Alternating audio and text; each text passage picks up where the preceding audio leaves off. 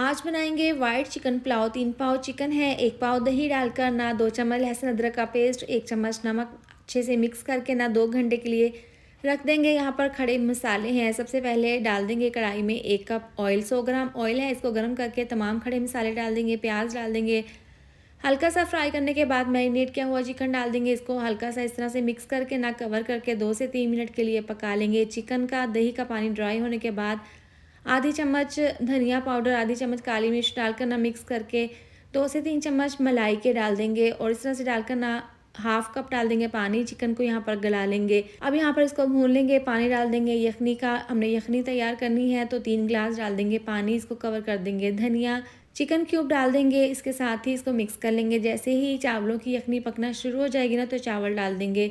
चावलों को 1 घंटा पहले भिगो कर रख दिया था। अब इस तरह से डालकर ना जैसे ही पानी ड्राई होगा इसको दम पर रख देंगे। मज़ेदार सा वाइट पुलाव तैयार।